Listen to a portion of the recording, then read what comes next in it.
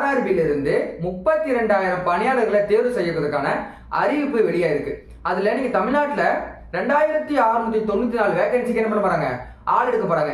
இது அடிப்படை தகுதின்னு பாத்தீங்க அப்படின்னா 10ஆம் வகுப்பு தேர்ச்சி பெற்றதா இருக்கணும், வயதுல 18 வயசு நேர்மறையா இருந்திருக்கணும், 39 வயசு நடக்கிறா இருக்கணும். இது SC STக்கு 40 வயசா இருக்கும். சரிங்களா?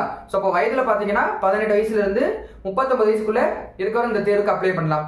இந்த எக்ஸாமினேஷன் பாத்தீங்க அப்படின்னா ஒரு 4 லெவல் எக்ஸாம் நடக்கும். First CBT computer based exams நடக்கும். இதுல பாத்தீங்கன்னா 100 கேள்விகள் கேட்பாங்க, 90 நிமிடம் உங்களுக்கு வந்து நேரம் கொடுப்பாங்க, எக்ஸாமுக்கான டைம் கொடுப்பாங்க. இந்த 100 கேள்விகள் என்னன்னு சொல்லி பாத்தீங்கன்னா 25 கேள்விகள் பொது அறிவியல் பகுதியில் இருந்தும், 25 கேள்விகள் கணித பகுதியில் இருந்தும், 30 கேள்விகள் உளவியல் பகுதியில் இருந்தும், 20 கேள்விகள் பொது அறிவு நடப்புகள் வந்து கேட்பாங்க.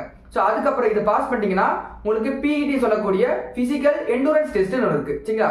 ஸோ இதுக்கப்புறம் சர்டிஃபிகேட் வெரிஃபிகேஷன், இதுக்கு பின்னாடி உங்களுக்கு மெடிக்கல் இருக்கும். ஸோ இப்போ 10th படிச்சிருந்தா உங்களுக்கு மத்திய அரசு ரயில்வேல வேலை.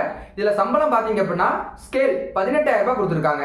இது உங்க கைக்கு வரப்போ, இன் ஹேண்ட் கைக்கு வரப்போ பாத்தீங்கன்னா 35,000 40,000 வரும். உங்க நண்பர்கள் யாராவது ரயில்வே தேர்வுக்கு தயாரிட்டு இருக்காங்க, இல்ல அரசு பணிக்கு படிச்சிருக்காங்கன்னா இந்த தகவலை அவங்களுக்கு சொல்லுங்க, அவங்களுக்கு பயனுள்ளதா அமையும். சரிங்களா?